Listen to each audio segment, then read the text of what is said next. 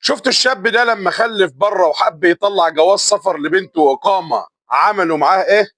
شوفوا كده. قصة قصيرة حزينة. أنا عايش في الإمارات وربنا رزقني بمولودة بنت عايز أعمل لها جواز سفر وإقامة، فتوجهت للقنصلية المصرية. مساء الخير، عايز أعمل الكلام ده. قال لي لا، بص بقى، أنت دلوقتي عايزين نطلع شهادة ميلاد مصرية، لو طلعتها من هنا شهرين أقل حاجة. يا فندم ما هي كلها 3 شهور سماح في الدولة ولازم تبقى معمول لها إقامة. لا مش قصتي، تبعتها لحد في مصر يعمل لك الشهادة ويبعت لك صورتها وتيجي على طول تعمل الجواز على طول. بعتها لحد في مصر والحمد لله قدرنا نخلص الشهادة، وجات لي تاني وتوجهت عشان أعمل جواز السفر. مساء الخير، انا معايا كل الاوراق اللي انت محتاجها، معايا كل الصور اللي انت محتاجها، عايز اعمل جواز السفر. قال لي لا، القانون اتغير، القانون الجديد من 16 واحد لازم تعمل تحديث بيانات الاول. تحديث بيانات لمين؟ هي لها بيانات يا فندم؟ انا لحد دلوقتي بنسى اسمها. والله يا فندم ده اللي عندنا، لازم تعمل تحديث بيانات الاول. طب ان شاء الله تحديث البيانات هيطلع في وقت قد ايه؟ مش عارفين، ده اجراء جديد ومش عارفين. في ناس عملوه من 20 يوم ولسه ما طلعلهمش. اتفضل يا فندم هات الصور عشان اعمل لك تحديث البيانات. طب اتفضل الصور دي. لا انا عايز كل الصور في ورقه واحده،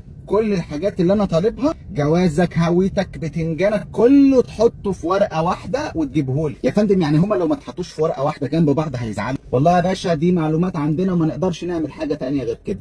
حاضر، اطلع يا فندم بره ادور على مكان اطبع فيه الاوراق كلها والصور كلها في صفحه واحده وارجع له تاني. اتفضل يا فندم الاوراق، ان شاء الله هستلمها بعد قد ايه؟ ما انا قلت لك يا بيه مش عارفين وقت قد ايه. ان شاء الله لما يجي لك رساله على التليفون يبقى تعالى اعملها. طب لما اجي عشان اعمل الجواز هياخد وقت قد ايه؟ ان شاء الله من شهر لشهر ونص. صباح الفل، انا ال3 شهور السماح اللي ليا في الدوله علشان اسجل بنتي وانزل بها مصر بيخلصوا، وانا مش عارف اعمل ايه. هو انا غلطان ان انا خلفت؟ يعني الناس بتفرح وبيتقال لها مبروك مجالك وبتاع، انا مسحول بس عادي.